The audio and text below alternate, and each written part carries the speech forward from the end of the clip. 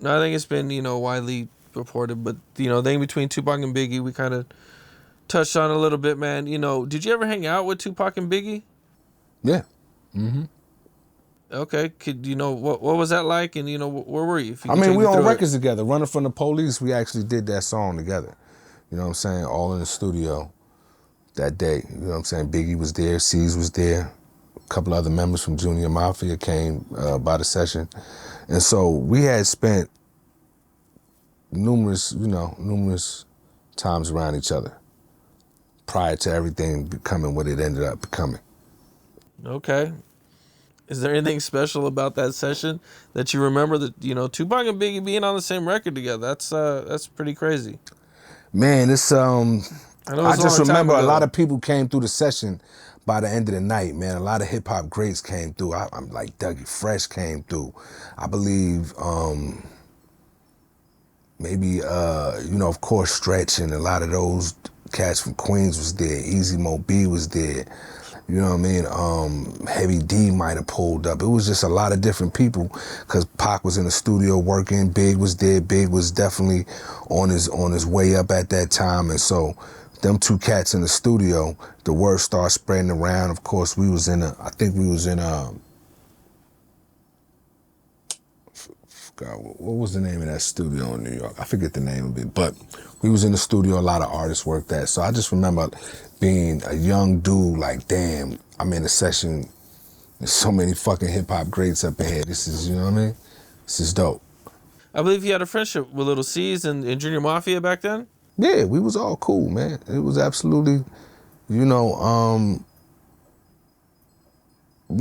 camps was cool, man. Like Big wanted to be in Thug Life, and Pac wanted him to be a part of Thug Life, and wanted him on the album. And I think there was some clearance issues with Puff at the time. He didn't want Big putting too much material out before he started putting his shit out. So Pac couldn't get him on the album, but absolutely, man, it was all love. Biggie wanted to be in Thug Life. Okay, this is something I've never heard.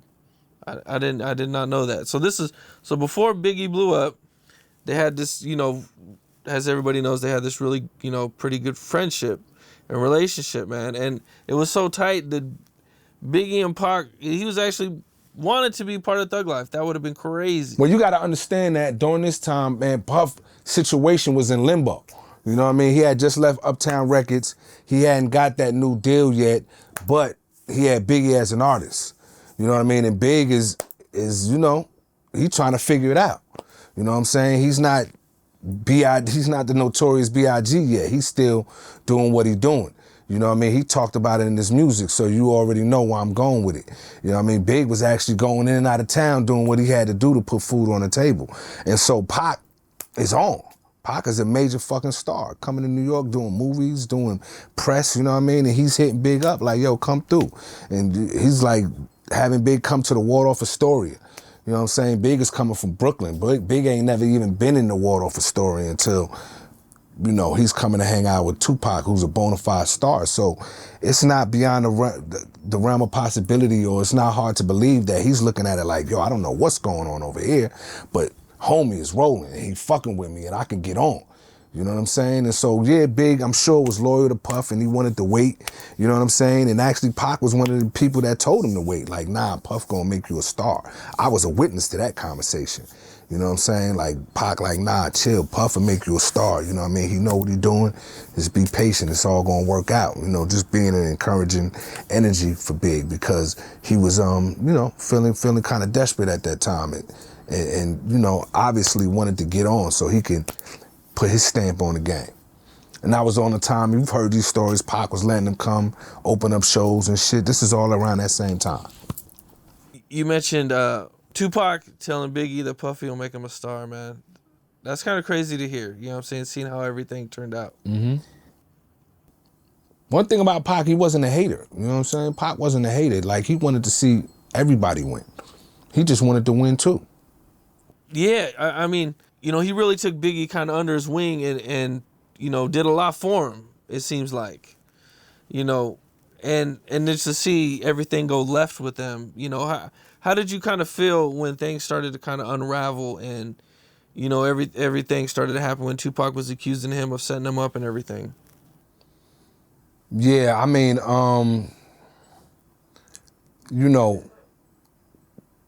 that's incorrect. You know what I'm saying? In my opinion, I don't ever recall Pac saying Big set me up or Big had something to do with me getting shot. He did not say that. What was said was, he felt like he could have got more support because, you my man and this is your town. And so, he felt at the time that he should have got more, support, respect, and loyalty from them. So that was his main issue right there. Okay. How did going to prison affect him? What do you mean? Like, did it change him at all? yeah, prison will change you. Prison will change you. You know what I'm saying? Absolutely. It'll harden you. You know what I'm saying? It's either gonna break you or make you. And it didn't break him. Was he less trustworthy of women?